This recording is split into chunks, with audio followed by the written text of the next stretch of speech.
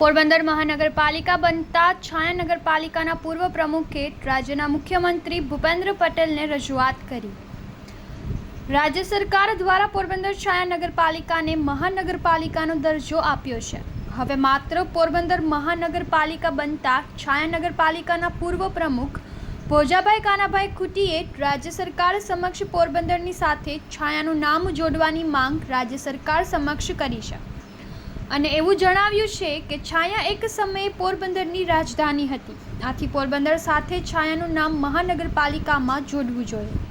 પોરબંદર અને છાયા શહેર નજીક હોવા છતાં બંને અલગ નગરપાલિકા હતી, પરંતુ વર્ષ 2021માં પોરબંદર નગરપાલિકામાં સમાવેશ કરવામાં આવતા પોરબંદર છાયા નગરપાલિકા નામ આપવામાં આવ્યું હતું। હવે રાજ્ય સરકારે પોરબંદર છાયા નગરપાલિકાને મહાનગરપાલિકાનો દરજ્જો આપવામાં આવ્યો છે, ત્યારે હવે માત્ર પોરબંદર મહાનગરપાલિકાનું નામ આપવામાં આવ્યું છે અને કચેરી પર પોરબંદર નગરપાલિકાનું નામનું બોર્ડ મારવામાં આવ્યું છે। ત્યારે છાયા નગરપાલિકાના પૂર્વ પ્રમુખ ભોજાભાઈ કાનાભાઈ ખૂટીએ રાજ્ય સરકારને પત્ર લખીને એવી રજૂઆત કરી છે કે છાયા પોરબંદરની રાજધાની છે અને રાજમાતાનો ગઢ પણ છાયા વિસ્તારમાં આવેલો છે।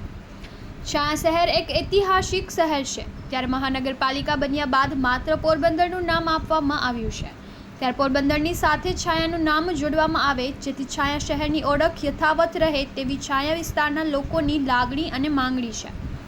એક સમયે પોરબંદર અને છાયા અલગ નગરપાલિકા હતી અને છાયા શહેરના વિકાસમાં જે તે સમયે છાયા નગરપાલિકાના પ્રમુખની જવાબદારી સંભાળનાર ભોજાભાઈ ખૂટીએ છાયા શહેરનો વિકાસ કર્યો હતો।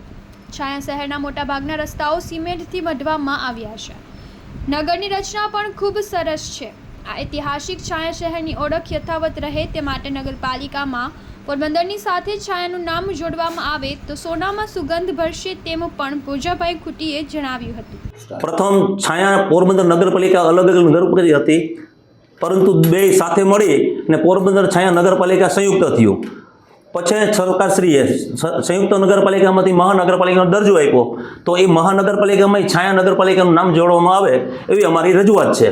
આ માટે કોને રજૂઆત? ને આ માટે અમે મુખ્યમંત્રીશ્રીને, કલેક્ટરશ્રીને, અમારા અહીંના કમિશનરશ્રીને બધાને રજૂઆત કરેલી છે, એને લેખિતથી મોકલું છું। એને નામ જોડવા પાછળનો ઉદ્દેશ શું? નામ જોડવા પાછળનો ઉદ્દેશ એ છે કે છાયા નગરપાલિકા જે હતું એ છાયા ઐતિહાસિક નગરી છે, જ્યાં અમારે રજવાડાના સ્ટેટના માતા કલાબાઈ કે જ્યાં પેલી રાજધાની છાયા હતી એ પછી પોરબંદર થઈ, એટલે ઐતિહાસિક નગરી હોય જેથી છાયાનું નામ જોડવું જોઈએ।